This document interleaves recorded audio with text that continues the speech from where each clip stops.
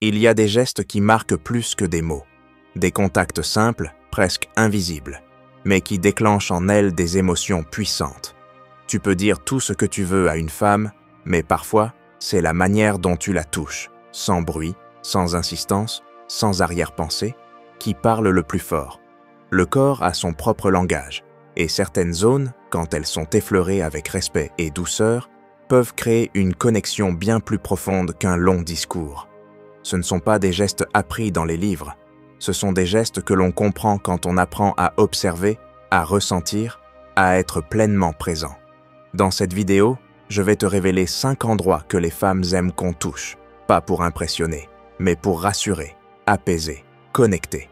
Si tu veux vraiment comprendre ce que signifie créer un lien profond, reste bien jusqu'au bout. Ce que tu vas découvrir peut changer ta manière de te connecter avec une femme, à jamais. Premier, les cheveux. Il y a un pouvoir silencieux dans le simple fait de toucher les cheveux d'une femme. Ce n'est pas un geste anodin. C'est un langage invisible qui communique la tendresse, l'attention, l'acceptation. Quand un homme passe doucement sa main dans les cheveux d'une femme, il ne fait pas qu'effleurer une partie de son corps. Il entre dans un espace émotionnel sacré, un espace où elle accepte de baisser la garde, de se laisser aller, de se sentir femme dans ce qu'elle a de plus doux. Les cheveux sont liés à l'identité, à la féminité, à l'image qu'elle projette au monde.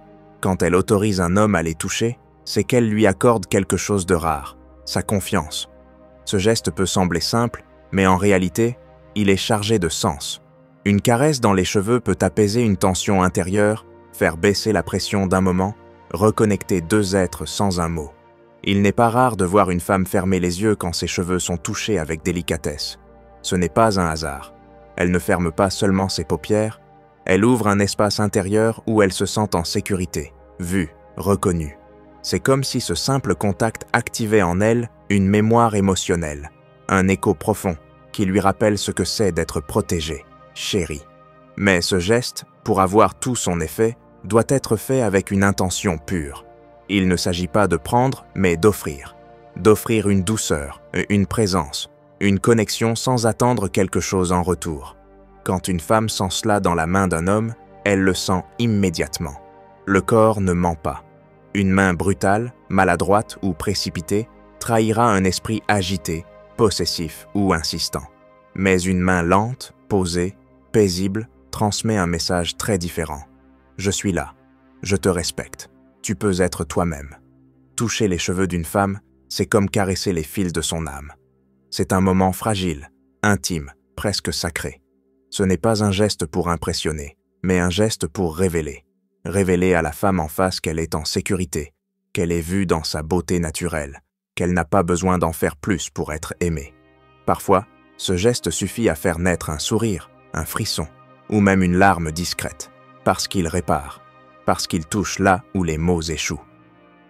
En vérité, un homme qui comprend la puissance de ce geste, qui le fait avec sincérité et patience, entre dans une dimension de relation plus profonde. Il ne séduit pas, il rassure, il ne contrôle pas, il honore.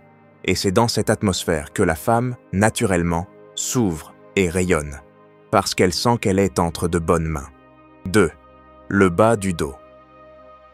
Il y a des gestes discrets qui marquent profondément, bien plus que les mots. Le bas du dos d'une femme est l'un de ces endroits que beaucoup d'hommes ignorent, mais qui détient pourtant une charge émotionnelle et symbolique extrêmement forte. Ce n'est pas une zone qu'on touche au hasard, ni sans en comprendre le langage. Lorsqu'un homme pose doucement sa main à cet endroit précis, surtout dans un moment ordinaire, en traversant la rue, en la guidant dans un lieu bondé, ou simplement en marchant côte à côte, il envoie un message silencieux. Je suis là pour toi, je veille sur toi, tu peux t'appuyer sur moi. Ce contact-là n'est pas intrusif, il est protecteur, il ne s'impose pas, il rassure. Et c'est justement cette finesse qui le rend si puissant. Le bas du dos, juste au-dessus de la hanche, est une zone que l'on ne dévoile pas facilement. Elle se trouve à la frontière entre l'espace public et l'espace personnel.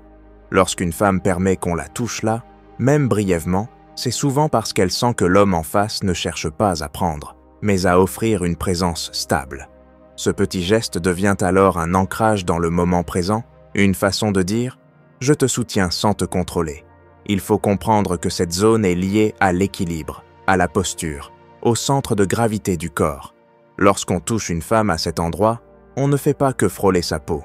On entre en contact avec son axe, sa stabilité, sa verticalité. Et quand le toucher est doux, intentionnel et respectueux, cela agit presque comme une forme de reconnexion. Ce n'est pas simplement physique, c'est énergétique. Cela apaise. Cela rappelle à la femme qu'elle n'a pas besoin de porter tout le poids du monde seule. Mais attention, tout est une question d'intention. Une main trop insistante, trop présente, briserait la magie. Il faut que le geste soit bref mais sincère, léger mais ferme.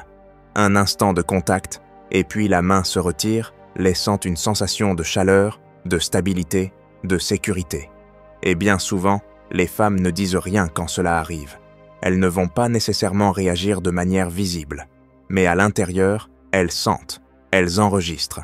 Ce geste reste gravé, parfois plus profondément qu'un mot doux ou un compliment. Car ce n'est pas un geste social, c'est un geste intime dans sa plus noble définition.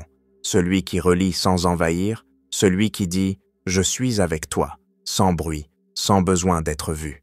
Dans un monde où tout va vite, où les relations sont parfois superficielles, ce genre de contact devient rare et donc précieux.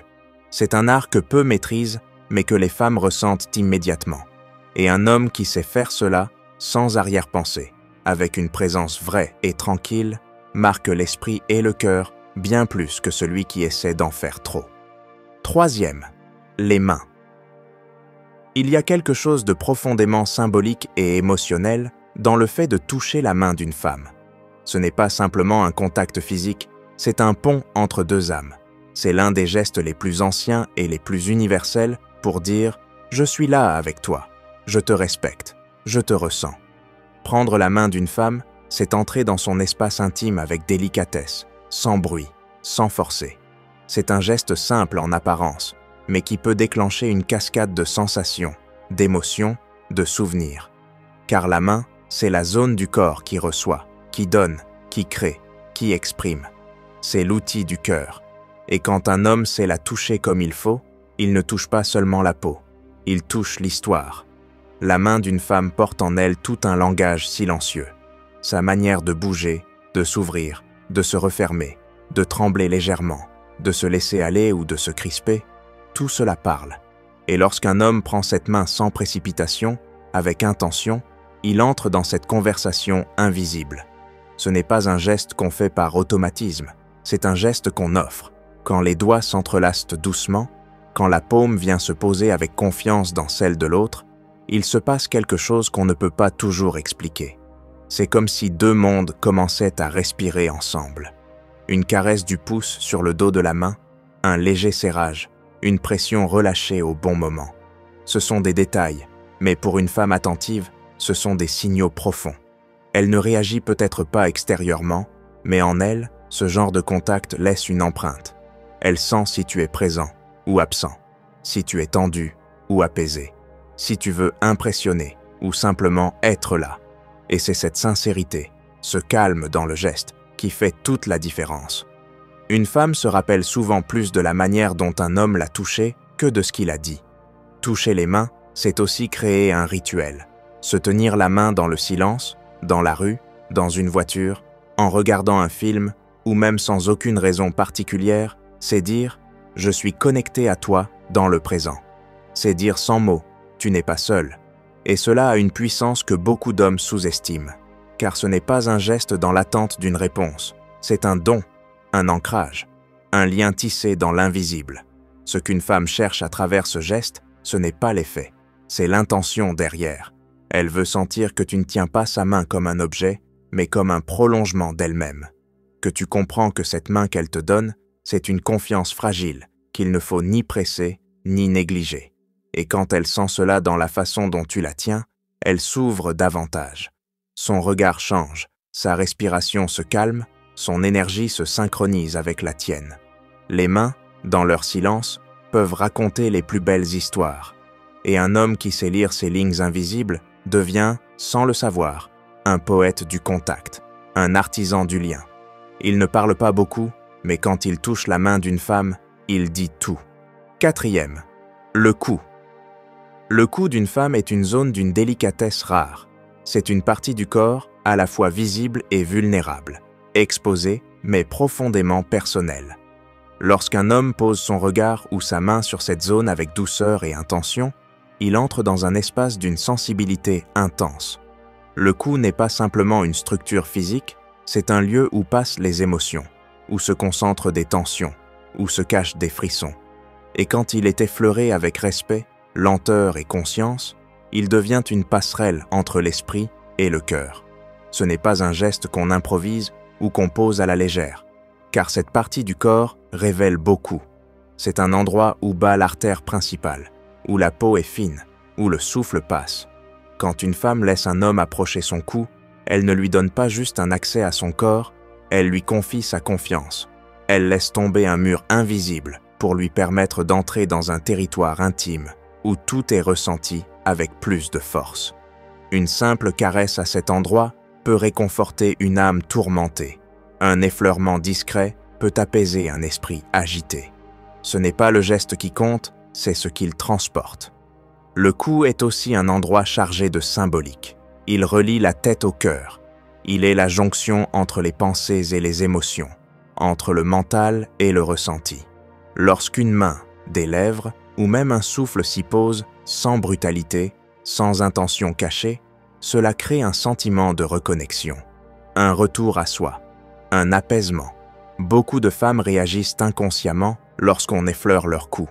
Elles frissonnent, elles se figent légèrement, elles ferment les yeux. Pas parce qu'elles sont surprises, mais parce qu'elles sentent qu'on touche un lieu silencieux en elles, un lieu où se concentrent des souvenirs, des désirs de protection, de tendresse, de présence. Ce geste, lorsqu'il est bien fait, devient une manière de parler sans mots. Il dit « Je suis là. Je t'écoute même dans ton silence. Je ressens même ce que tu ne dis pas. » Et une femme ressent cela instantanément. Elle sait faire la différence entre une main pressée et une main paisible, entre un contact vide et un contact chargé de respect. Elle sait lire l'intention. Elle sait si le geste cherche à dominer ou à rassurer. Et c'est cette lecture fine qui crée ou détruit la confiance.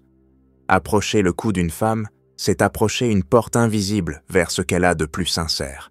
Et un homme qui comprend cela n'a pas besoin d'en faire trop. Il sait que ce n'est pas la quantité de gestes qui compte, mais la qualité de sa présence. Il sait que dans le silence d'une caresse, dans la lenteur d'un mouvement, il peut dire bien plus que 1000 discours. Parce que le cou d'une femme, lorsqu'il est touché avec dignité et authenticité, devient un miroir. Il reflète ce que l'homme porte en lui, sa paix intérieure, sa patience, son intention véritable. Ce geste n'appartient pas à l'impulsif, mais à l'initié, à celui qui comprend que chaque partie du corps d'une femme est un monde, et que pour y entrer, il ne suffit pas de frapper, il faut mériter l'ouverture. Toucher le cou d'une femme avec délicatesse, c'est lui rappeler qu'elle peut se laisser aller sans peur, et dans cette confiance, elle s'abandonne, non pas à un homme, mais à un moment qui reste bien après que le contact soit passé. 5e, derrière les oreilles. Il existe des endroits du corps qui, bien qu'ils passent inaperçus aux yeux de la plupart, détiennent une puissance émotionnelle profonde. L'espace juste derrière les oreilles fait partie de ces zones discrètes mais étonnamment sensibles, là où la peau est fine, où le souffle chaud d'un murmure peut traverser l'âme. Ce petit territoire oublié est une clé subtile, une porte que très peu savent ouvrir, et pourtant, lorsqu'il est touché avec douceur, il éveille des sensations que même les mots les plus tendres ne sauraient exprimer. Toucher cette partie du corps d'une femme, ce n'est pas poser simplement un doigt ou une main, c'est créer un moment suspendu, une parenthèse silencieuse dans laquelle elle se sent vue, ressentie et respectée dans sa totalité. Derrière l'oreille, c'est une zone de vulnérabilité, parce que personne ne la touche par hasard. C'est un espace délicat, réservé. Et si une femme accepte ce contact, c'est qu'elle t'accorde une place bien au-delà du visible. Elle ne te permet pas seulement d'approcher son corps, elle te permet d'approcher son intériorité, ce qu'elle protège, ce qu'elle ne montre qu'à ceux en qui elle a foi. Le simple frôlement d'un doigt derrière cette zone peut avoir un effet immédiat. Elle frissonne légèrement, penche la tête, ferme les yeux, retient son souffle. Pas parce qu'elle est surprise, mais parce qu'elle sent qu'on l'écoute sans parler, qu'on l'honore sans l'interroger. C'est un geste qui doit être lent, mesuré, attentif. Car plus l'endroit est sensible, plus le toucher doit être pur. Une main agitée, insistante ou maladroite détruirait l'effet. Mais un contact calme, un effleurement à peine perceptible, peut déclencher une émotion profonde, une sensation d'abandon paisible, de lâcher prise. Ce geste, quand il est sincère, ne vise pas à prendre quelque chose, mais à offrir une présence. Il dit « Je suis là et je ressens ce que tu ne dis pas ». Et une femme, même sans l'exprimer, perçoit cette intention. Ce n'est pas un geste physique, c'est un message muet, celui de la connexion. Elle sent que l'homme en face ne cherche pas à remplir un vide, mais à partager un silence. Que ce contact, si délicat, est en réalité une façon de dire l'indicible, de révéler la beauté sans l'exposer brutalement. Et il y a dans cette zone un souvenir ancestral, presque maternel, comme si chaque femme portait en elle la mémoire d'un contact doux derrière l'oreille, un souffle chaud, une main rassurante. Lorsqu'un homme touche cette zone avec respect, il réveille cette mémoire. Il ranime quelque chose d'enfoui, le besoin d'être entouré sans être envahi, d'être effleuré sans être conquise, d'être touché sans être dérangé. En vérité, cet endroit n'est pas pour tous. Il est pour ceux qui comprennent que la puissance ne réside pas dans la force du geste, mais dans la pureté de l'intention. Pour ceux qui savent que l'émotion naît dans les détails, dans ce que les autres négligent. Pour ceux qui, dans le silence d'un instant, savent faire naître un frisson, non par domination, mais par présence. Car derrière l'oreille d'une femme, il n'y a pas qu'une zone du corps. Il y a une mémoire émotionnelle, une vibration intime, un souffle de confiance. Et celui qui le touche avec conscience laisse une trace qui dépasse de loin le simple contact.